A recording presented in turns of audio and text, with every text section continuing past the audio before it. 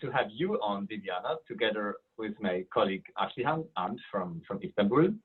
We both met you in the Galway Festival many years ago, and we both were impressed not only from you as a flute player, but also as an artist and all your incredible many activities and things you founded in bringing people together. I just say again a couple of things about you. The New York Times has talked about you as an imaginative artist, which I think is quite an understatement, even because you are incredibly broad in your musical activities and in your even business activities, one could say. You won many prizes, among them the Global Music Award Gold winner for your Song of the Whale CD. You were Grammy nominated with the Traveling Sonata CD. You were flute faculty at the University of California in Santa Cruz. You're a co-founder of the Flute View magazine and the director of the Flute by the Sea Masterclass and many other things you do.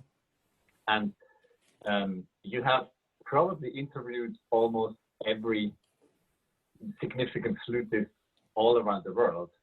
And we thought it would be time to put you in the center and to give you back all these sometimes comfortable and sometimes uncomfortable questions you pose to us.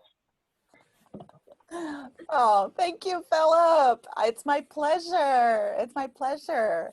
I also want to make sure Aslihan, or Aslihan will start. Go ahead, take over, Aslihan. I just wanted to say it's a pleasure to be here for me too, with you all together.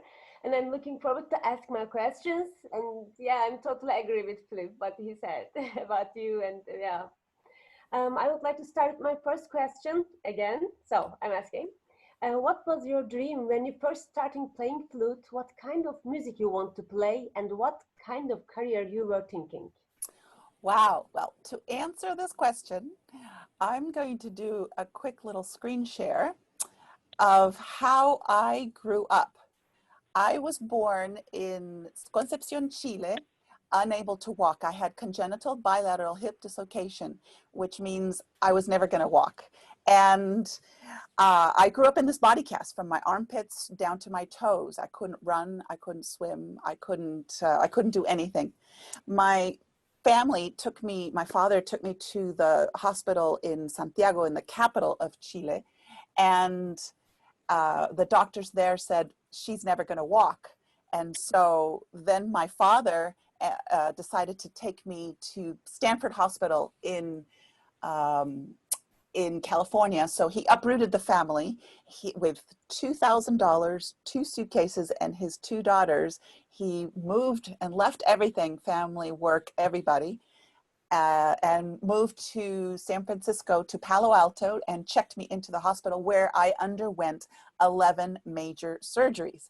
And I talk about this time because it just really created who I am. It's such a influence, and it's very important to understand why I do everything that I do.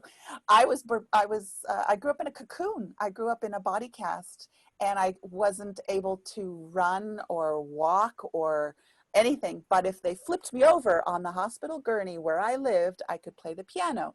So to this day, I say that music healed my life.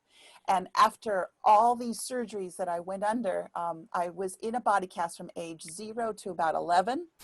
And so when I started the flute, I was in and out of them because I would go to the doctor after a surgery, and it was a whole year of recovery. I meant the wheelchair, because you can't walk after you've been in a body cast. You can't. So I was in a wheelchair, then the crutches, and then the polio crutches, and then the cane.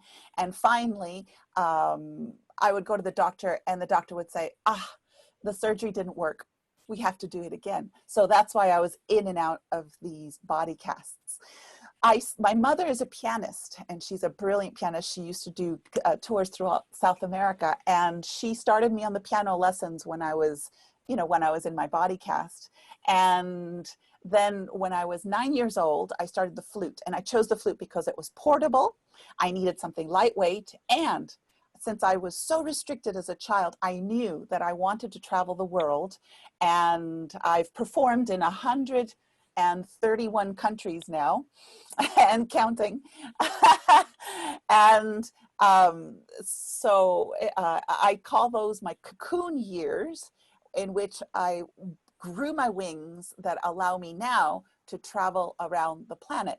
Now, to answer the other part of your question, what kind of music? I started very, very classical, and I used to play the Houston Grand Opera and the New World Symphony in Miami, but I wanted to travel. I did not want to be stuck in an orchestra. So that's how I just started playing more types of music that would allow me to travel the world.